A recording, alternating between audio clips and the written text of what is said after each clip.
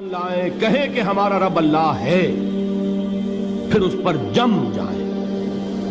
ان پر فرشتوں کا نزول ہوتا ہے، نہ کوئی غم کرو نہ خوف، خوشیاں مناؤ جنت کی جس کا تم سے وعدہ کیا گیا تھا۔ اللہ کی ربوبیت پر اطمینان جب انسان کو ہو جاتا، میرا رب اللہ ہے، ربی اللہ، انسان کے لیے نہ کوئی کھٹکا، نہ کوئی خطرہ، نہ کوئی خوف، نہ کوئی حزن۔ جو کچھ ہو رہا ہے کس کے اذن سے ہو رہا ہے؟ اللہ کے اذن سے۔ اللہ کے اذن کے بغیر پتا تک نہیں ہلتا۔ یہ کوئی اندھا بہرا مادہ نہیں ہے جس سے مجھے کوئی خوف ہو۔ اندھا بھینسا چلا آ رہا ہو اس سے تو ڈرنے کا ہر انسان کو ڈرنا چاہیے، نہ معلوم کس کو ٹکر مار دے۔ لیکن نہیں، اس کائنات کو چلانے والا ایک سمیع و بصیر خدا ہے۔ وہ جو میرا دوست ہے، میرا ولی ہے۔ اللہ ولی الذین آمنوا یخرجہم من الظلمات الی النور۔ اللہ اہل ایمان کا ولی ہے، ساتھی ہے، پشت پناہ ہے، مددگار ہے، حمایتی ہے۔ بتائیے جسے یقین ہو جائے کہ اللہ میرا مددگار، اللہ میرا محافظ، اللہ میرا پشت پناہ، اللہ میرا حمایتی، اس کے لیے کوئی خوف ہوگا؟ اس سے کوئی ڈر ہوگا؟ میں مثال دیا کرتا ہوں ایک بہت سادہ پنجاب کے دیہات کی۔ وہ بڑا چودھری ہے اور کوئی غریب کسان ہے۔ اس غریب کسان کے جانوروں کو ہر وقت اندیشہ ہوگا چوری کا، کوئی میری بھینس کھول کر نہ لے جائے، کوئی میرا بیل کھول کر نہ لے جائے۔ لیکن جس کے بارے میں یہ سب کو معلوم ہو کہ وہ جو بڑا چودھری ہے وہ اس کا دوست ہے، اس کی بچیا کو کوئی خوف ہوگا؟ اس کی بھینس پر کوئی ہاتھ ڈالے گا؟ اسے کوئی اندیشہ ہوگا؟ نہیں۔ کیوں؟ کہ وہ بڑا چودھری، بڑا اس کا یہاں کا سردار، جاگیردار، سب کو معلوم ہے وہ میرا دوست ہے، کوئی میرے خلاف اقدام نہیں کر سکتا۔ اس دنیا میں یہ چھوٹی سی بات اگر آپ کے دلی اطمینان اور سکون کا باعث بن سکتی ہے تو ذرا تصور کیجئے۔ میں لفظ تصور استعمال کروں گا صرف اس لیے کہ اس کا ہم جس کو کہتے ہیں ادراک اور شعور کر نہیں سکتے، اگر کے ساتھ کر سکتے۔ اگر یقین ہو کہ اللہ میرا مددگار اور یقین ہو کہ اللہ ہر آن میرے ساتھ ہے، پھر کوئی خوف؟ کس کا خوف؟ کوئی شے اللہ سے بالا تر ہے؟ کوئی قوت اس سے زیادہ طاقتور ہے؟ کوئی اس کے ارادے کو بدلنے والا ہے؟ کوئی اس کی مشیت کے آڑے آنے والا ہے؟ یہی بات ہے جو حضور نے فرمائی۔ یہ ایمان کا حاصل ہے لب لباب، کہ دیکھو اچھی طرح اس بات کو ذہن نشین کر لو، اگر تمام انسان مل کر تمہیں کوئی نقصان پہنچانا چاہے نہیں پہنچا سکتے، مگر جو کچھ اللہ نے لکھ دیا ہو، اور تمام انسان مل کر تمہیں کوئی نفع پہنچانا چاہے نہیں پہنچا سکتے، مگر وہ شے جو اللہ نے طے کر دی۔ آپ پھر میں کہوں گا ذرا طاری کیجئے، اسے فرض کیجئے، اسے سوچئے۔ اگر اس حدیث پر ہمارا دل ٹھکا ہوا ہو تو کسی سے ڈر ہوگا؟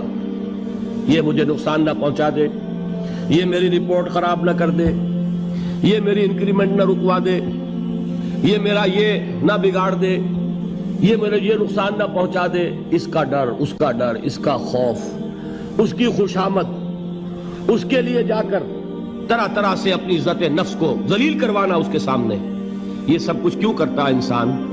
جب سمجھتا ہے کہ اس کے ہاتھ میں میرا کوئی نفع ہے، اس کے ہاتھ میں میرے لیے کوئی ضرر ہے، یہ مجھے کوئی غضب پہنچا سکتا ہے، یہ مجھے کوئی نقصان پہنچا سکتا ہے، یہ میرا کوئی کام بنا سکتا ہے، یہ میری کوئی ضرورت پوری کر سکتا ہے۔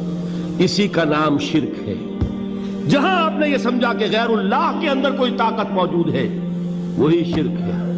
بتوں سے تجھ کو امیدیں، خدا سے نومیدی، مجھے بتا تو صحیح اور کافری کیا ہے؟ شرک تو یہ ہے۔ جس پر بھی تمہیں یہ خیال ہے، کلمہ ہے یہ کلمہ سوم، لا حول ولا قوت الا باللہ، ذرا اس پر دل کو کبھی اگر آپ تصور کریں، پھر فرض کریں، دل ٹھک جائے اس پر، کوئی طاقت نہیں ہے۔ یہی بات تھی جو شیخ عبد القادر جیلانی رحمۃ اللہ علیہ نے اپنی وصیت میں اپنے بچے سے کہی. 11ویں دینے والے ہیں، لیکن حضرت شیخ عبد القادر جیلانی کی وصیت اور تعلیمات کو کتنے لوگ ہیں جو جانتے ہو؟ یہ جن مقامات تک پہنچے ہیں وہ کس چیز کی بدولت پہنچے ہیں؟ انہوں نے جو پیغام دیا وہ کیا تھا؟ اے میرے بچے، جس طریقے سے قرآن مجید میں حضرت لقمان کی نصیحتیں جو ہے نقل کر دی گئی ہیں، میں یہ عرض کروں گا بالفرض اگر قرآن حضرت عبد القادر جیلانی کے بعد نازل ہوا ہوتا تو شیخ عبد القادر کی یہ نصیحتیں بھی قرآن میں درج ہوتی. اتنی اونچی نصیحتیں ہیں. اے میرے بچے، اس حقیقت کو ذہن نشین کر لے، لا فاعل فی الحقیقت ولا مؤثر الا اللہ. اس کائنات میں نہ کوئی فاعل حقیقی ہے نہ مؤثر حقیقی ہے سوائے اللہ کے. کسی شے میں کوئی تاثیر نہیں اگر اللہ نہ چاہے. آگ جلا نہیں سکتی اگر اللہ نہ چاہے.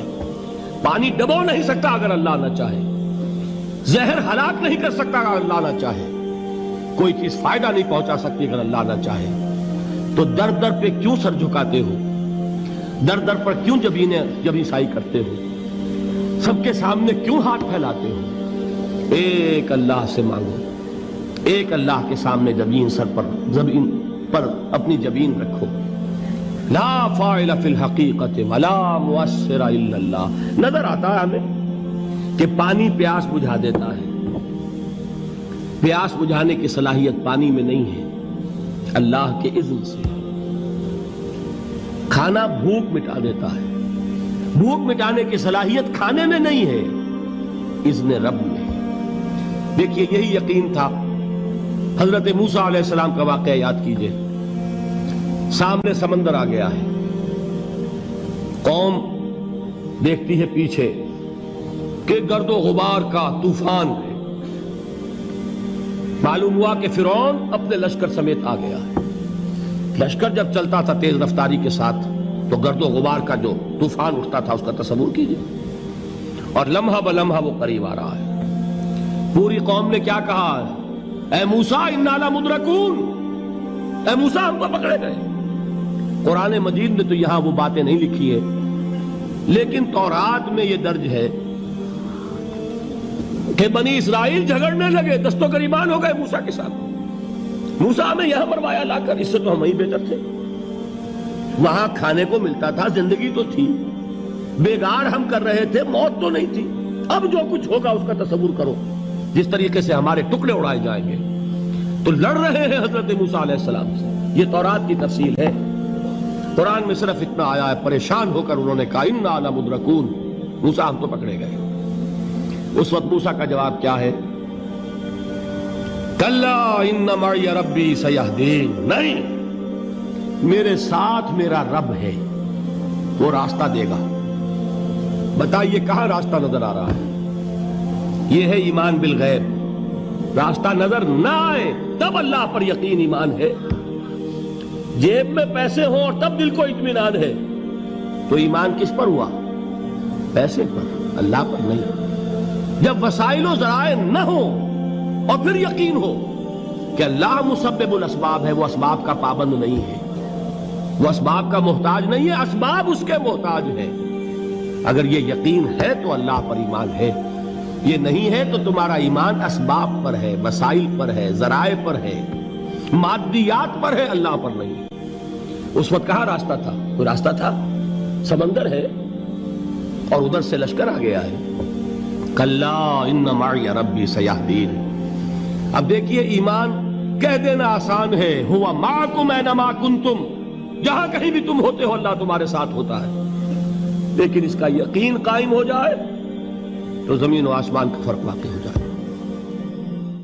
چلا میں مدینے چلا، میں مدینے چلا، میں مدینے چلا، میں مدینے چلا، میں مدینے چلا، میں مدینے چلا، میں مدینے چلا.